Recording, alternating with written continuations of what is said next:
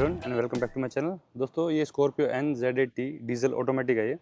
तो ये लगभग मैंने 1700-1800 किलोमीटर ना माउंटेन्स में और प्लेन्स में ड्राइव की। एक मैं छोटे से रोड ट्रिप पे गया था, लगभग 1700-1800 किलोमीटर के आसपास।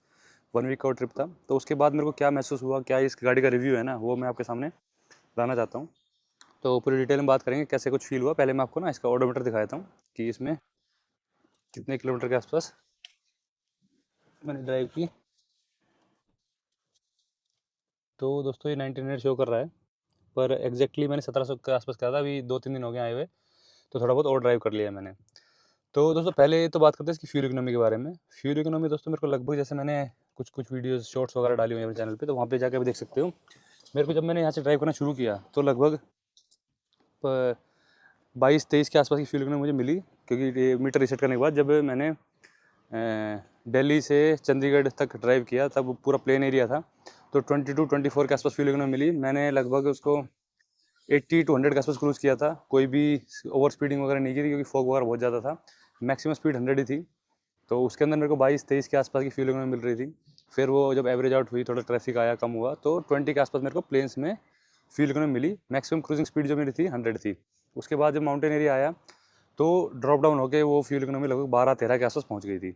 और एवरेज आउट अब करो तो लगभग 15 के आसपास की मेरे को टोटल फ्यूल इकोनॉमी मेरे को मिली थी पूरी ट्रिप के बाद। वापसी आते वक्त जब वापस आ रहे थे, तो जो हाईवेज़ पे मैंने लगभग 120 के आसपास पे क्रूज़ कंट्रोल सेट कर दिया था। तो उस टाइम पे मेरे को फ्यूल इकोनॉमी मिल रही थी लगभग 15-14 के आसपास, जब 120 पे गाड़ी लगातार क्रूज़ कर रहा था मैं। तो ये कुछ फ्यूल इकोनॉमी आपको इसके अंदर मिल सकती है। प्लेन्स पे लगभग आपको 22-23 की मिल सकती है अगर आप 80-100 का क्रूज़ करते हो। माउंटेन्स पे 12-13-11। और टोटली दोस्तों जिप मोड का बता रहा हूँ मैं। और जब क्रूज़ कंट्रोल लगाता है तो जैप मोड में ऑटोमेटिकली हो जाती है। इसके अंदर कोई ऑप्शन नहीं है जिप मोड में चलाने का क्रूज़ कंट्रोल के अंदर।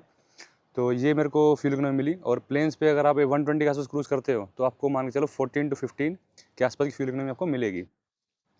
तो और बाकी क्या नाम, गियर शिफ्ट वगैरह बिल्कुल स्मूथ थे। अब एक फ्यूल इकोनॉमी की बात होगी तो दोस्तों इसके बाद बात करते हैं हम लोग इसके ड्राइव कैसा था मेरे को, इसकी जो ड्राइव कंफर्ट वगैरह कैसा लगा। ड्राइव दोस्तों काफ़ी स्मूथ थी, पर कुछ कुछ जगह में दिक्कत महसूस हुई, जैसे कि इसका स्टीयरिंग व्हील जो है वो थोड़ा सा लाइटर साइड पे है। तो जैसे माउंटेन एरिया में जाते हैं, कोई हिल एरिया में हम जैसे जाते हैं, तो थोड़ा सा आपको ऐसा लगना चाहिए कि आपके गाड़ी आपके कंट्रोल में है, पर ये थोड़ा सा गाड़ी क्या बोलते हैं, चिपक के नहीं चलती है, थोड़ी सी उठ के चलती है। इसका बॉडी रोल भी थोड़ा ज़्यादा है कंपेरेटिवली, अगर आप टोयोटा इनोवा से कंपेयर करोगे तो, या फॉर्च्यूनर से, तो थोड़ा सा इसके अंदर बॉडी रोल ज़्यादा दिया हुआ है। पर स्कॉर्पियो क्लासिक वगैरह से कंपेयर करते हो तो महिंद्रा ने काफ़ी इंप्रूव कर दिया है। उसके अंदर आपको ज़्यादा दिक्कत आएगी नहीं, पर थोड़ा सा डिस्कम्फर्ट आपको लगता है। उसके बाद दोस्तों जो फ्रंट सीट है, ये पैसेंजर सीट है, तो यहाँ पे दोस्तों स्पेस बहुत ज़्यादा हो जाता है। इसको पूरा का स्लाइड पीछे कर दूँगा मैं, तो देखो बहुत ज़्यादा स्पेस हो जाता है। तो हम दो ही थे, मैं और मेरी वाइफ और मेरी छोटी बेटी थी, बाकी पीछे लगेज था। तो इसके अंदर काफ़ी स्पेस हो जाता है, आराम से आप लेट सकते हो। और इसके अंदर क्या नाम है, आप कंफर्टेबल रहोगे पैसेंजर सीट में भी और ड्राइवर सीट में भी। सीट्स बहुत कंफर्टेबल है, कोई दिक्कत आपको नहीं आएगी। उसके बाद दोस्तों जो इंफोटेनमेंट सिस्टम है, इसके अंदर आपको एप्पल कारप्ले और एंड्रॉयड ऑटो बहुत ही इसमें स्मूथली काम करता मिल जाएगा। इसके अंदर आप तुरंत आप गाड़ी स्टार्ट होगी, तुरंत आपका मैप ऑन हो जाता है। और म्यूज़िक वगैरह की क्वालिटी बहुत ही बेहतरीन थी, हमने काफ़ी म्यूज़िक इन्जॉय किया, तो उसके अंदर कोई दिक्कत हमको आई नहीं। बाकी गियर्स वगैरह की शिफ्ट वगैरह बहुत स्मूथ थी। एयर कंडीशन हमने यूज़ किया नहीं उसके अंदर, क्योंकि पूरा आजकल ठंड चल रही है और हम वैसे माउंटेन में गए थे, वहाँ पे और ज़्यादा ठंड थी, तो कोई भी दिक्कत आई नहीं। बाकी इसमें सनरूफ दी हुई है, कभी कभार हमने सनरूफ को थोड़ा सा इन्जॉय लिया, पर बाकी मेरे को ऐसा कुछ ज़्यादा प्रैक्टिकल लगा नहीं, क्योंकि थोड़ा सा अड़ते हैं आदमी इसके अंदर बाहर निकलते वक्त। अगर आदमी अगर पूरा निकलना चाहे, थोड़ा सा उसको टेढ़ा मेढ़ा होना पड़ता है। बाकी अगर हेडलैम्प की बात करें, दोस्तों माउंटेन्स में तो ठीक था, बहुत बेहतरीन तरीके से काम कर रही थी, क्योंकि वाइट लाइट थी और पूरा एकदम से जहाँ तक विजिबिलिटी पहुँचानी चाहिए पहुँचा रही थी। पर जब हम प्लेन्स पे आए और जब हमने रात नाइट के टाइम ड्राइव की, और जब सामने से जो रिफ्लेक्टिंग लाइट आती हैं, तो ये लाइट बहुत फीकी पड़ जाती है और कहीं ना कहीं आपको विजिबिलिटी अगले वाले की भी ख़राब कर देती है और आपकी तो ख़राब करती है, क्योंकि इसकी थ्रो इतना ज़्यादा नहीं है। जब आप सामने से अगर लाइट पड़ेगी ना, अगर पूरा अंधेरा है तो काफ़ी अच्छे तरीके से काम करती है। पर अगर सामने से लाइट आ रही है या फिर आपको हाईवेज़ पे ड्राइव करना है, तो थ्रो इतना अच्छा नहीं आएगा, दूर तक नहीं दिखा सकती। हाँ, शॉर्ट डिस्टेंस तक क्लैरिटी काफ़ी अच्छी रहती है इसकी। उसके बाद दोस्तों इसके अंदर बात कर लेते हैं हम साइड में जो स्टोरेज स्पेस वगैरह है। यहाँ पे दोस्तों 1 लीटर बोतल आ जाती है, थोड़ा सामान आ जाता है। Compare to Toyota Innova Crysta space बहुत कम है, उसमें 3 बोतल लाइन से 1 लीटर की आ जाती है, पर इसमें एक वाटर बोतल 1 लीटर की आ जाएगी, थोड़ा बहुत सामान आ जाता है।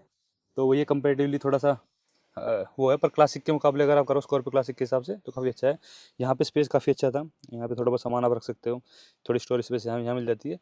और ये दोस्तों थोड़ा मेरे को खला कि इसके अंदर ना, यहाँ पे स्पेस बहुत ज़्यादा कम है, कि इसके अंदर आप कुछ भी डॉक्यूमेंट्स वगैरह छोटी मोटी चीज़ नहीं रख सकते। एक छोटा पर्स भी अगर मोटा सा वो भी नहीं आता। तो थोड़ा डीप होना चाहिए था ये। बाकी यहाँ पे ऑलरेडी सामान था तो थोड़ा बहुत सामान मैंने इसके अंदर रख दिया था। बाकी इसमें थोड़ी और इजाफा किया जा सकता है, यहाँ पे एक और आपको स्टोरेज स्पेस मिल सकती थी। बाकी वेंटिलेट शीट्स वगैरह का हमने यूज़ किया नहीं।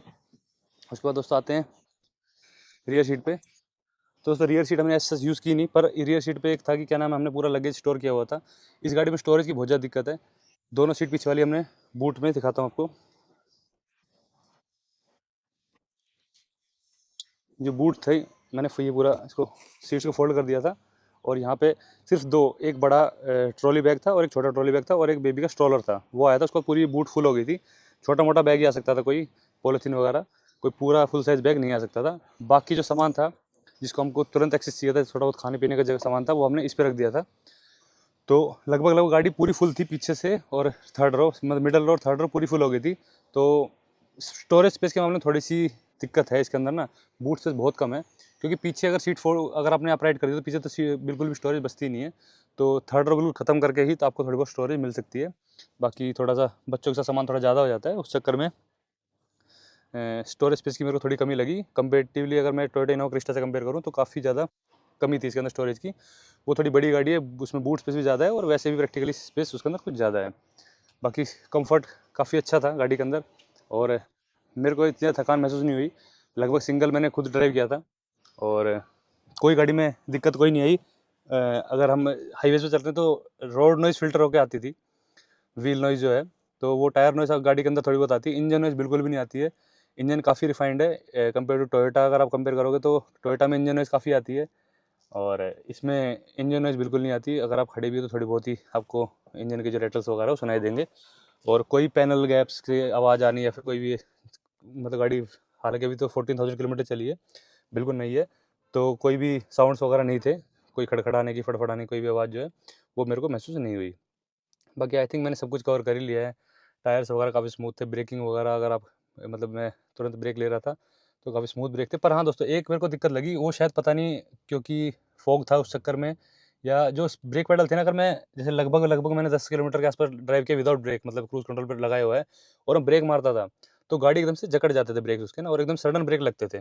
मैं ब्रेक छोड़ भी देता तो हल्का सा थोड़ा ज़्यादा देर तक डिलेड ब्रेक लेती थी गाड़ी। वो पता नहीं इसका सिस्टम दिया हुआ है या कुछ और सिस्टम है, मतलब ब्रेक जाम हो जाते थे एकदम से। अगर मैं ब्रेक मारता हूँ 10-15 किलोमीटर लगातार चलाने के बाद, बीच में मैंने ब्रेक यूज़ नहीं की, तो हल्का सा ब्रेक प्रेस करूँगा तो ऑटोमेटिकली गाड़ी खिंच जाती थी। ऐसा लगता था कि हल्का प्रेस करा है पर ब्रेक्स ज़्यादा फोर्स के साथ लग रहे थे। और अगर आप रेगुलर ब्रेकिंग यूज़ कर रहे हो ट्रैफिक वगैरह में तो कोई इशू नहीं आ रहा था, पर उस टाइम पे मेरे को थोड़ा इशू आया। बाकी हैंडलिंग वगैरह विजिबिलिटी वगैरह काफ़ी बेहतरीन थी, और गाड़ी की पावर मैंने जिप मोड पे दोस्तों मैक्लोडगंज इतनी हैवी उसका स्टीप एकदम क्लाइम है ना, जिप मोड पे पूरा ड्राइव किया तो कहीं पे मेरे को पावर का कोई भी कमी इसके अंदर महसूस नहीं हुई कि भाई पावर कम है गाड़ी के अंदर, या फिर और पावर होनी चाहिए थी। रियर व्हील ड्राइव 4x4 भी नहीं है, पहाड़ों वगैरह पे इजीली मैंने बिल्कुल ड्राइव कर लिया, कहीं भी मेरे को कोई दिक्कत नहीं आई, और काफ़ी फन टू ड्राइव थी गाड़ी।